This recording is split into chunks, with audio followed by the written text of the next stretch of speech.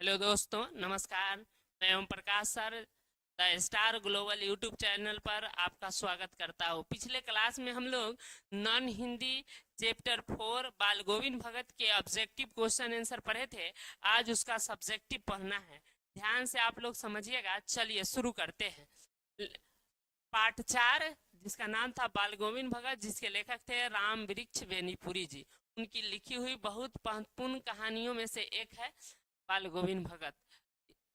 लघु त्रिय इसका आज हम लोग प्रश्न पढ़ते हैं। पहला सवाल है, बाल गोविंद भगत गृहस्थ थे फिर भी उन्हें साधु क्यों कहा जाता है। चलिए इस क्वेश्चन को हम लोग समझेंगे। यह क्वेश्चन बिहार बोर्ड में काफी महत्वपूर्ण है और कई बार पूछे जा चुका है। चलिए, बाल गोविंद भगत गृहस्थ है फिर भी उनको साधु इसलिए कहा जाता था क्योंकि उनका आचरण शुद्ध साधुओं जैसा था। पारिवारिक होते हुए भी वह साधु के परिभाषाओं में खरा उतरने वाले व्यक्ति थे।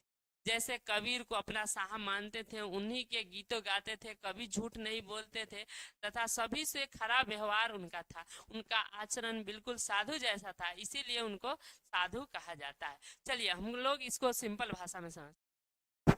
बाल गोविंद भगत को साधु इसलिए कहा जाता था क्योंकि बाल गोविंद भगत जो थे उनका व्यवहार जो है एकदम साधु के जैसा। गृहस्थ जीवन में रहते हुए भी, परिवार में रहते हुए भी उनका आचरण शुद्ध साधुओं के जैसा था। साधु के खराब परिभाषाओं पर उतरते थे, कभी से किसी से झगड़ा नहीं करते थे, झूठ नहीं बोलते थे। इन सभी गुणों के कारण उनको हम साधु कहते हैं। चलिए दूसरा सवाल की ओर हम लोग बढ़ते हैं। दूसरा सवाल है, चलिए हम लोग समझेंगे दूसरा सवाल को। दूसरा सवाल है, भगत ने अपने बेटे के मृत्यु पर किस तरह भावनाओं व्यक्त किए।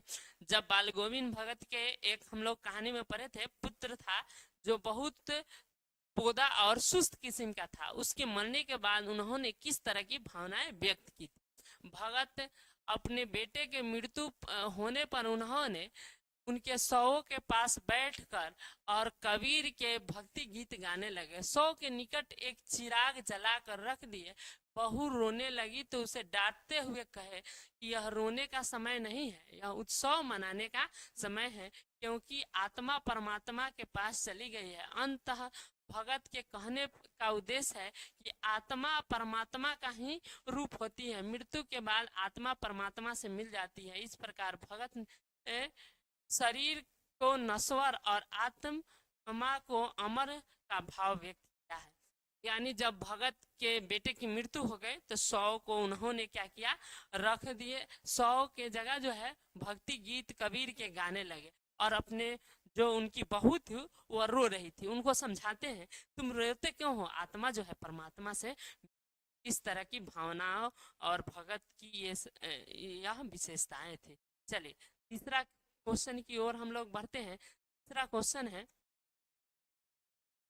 पुत्र वधु पुत्र वधु पुत्र वधु से मुखाग्नि दिलवाना भगत के किस विशेषता को दर्शाता है। पुत्र वधु द्वारा जो है मुखाग्नि दिलवाता यह सिद्ध करता है कि बाल गोविंद भगत रूढ़िवादी जो समाज में विचारधारा है उसके कट्टर विरोधी है और समाज में प्रचलित परंपरा के विरोधी है, जो विवेक के कसौटी पर खरी नहीं उतरती है। यही कारण है जब पुत्र की मृत्यु होने पर मुखाग्नि जो है अपनी बहू से दिलवाया। हिंदू धर्म के मान्यता के अनुसार मृत शरीर की मुखाग्नि कोई पुरुष नहीं दे सकता है।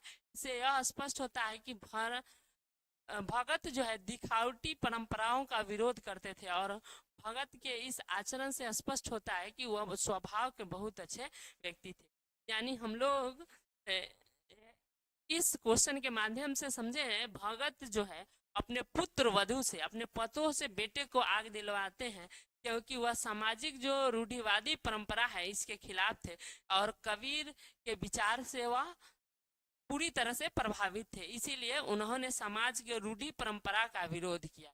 ठीक है दोस्तों, फिर हम लोग अगले चैप्टर का अगले क्लास में अध्ययन करेंगे। तब तक आप देखते रहिए the Star Global YouTube channel. इस पर इसी तरह के लगातार वीडियो आते रहेंगे। नॉन हिंदी का पूरा क्लास आप लोग को कराया जाए। जय हिंद, जय भारत।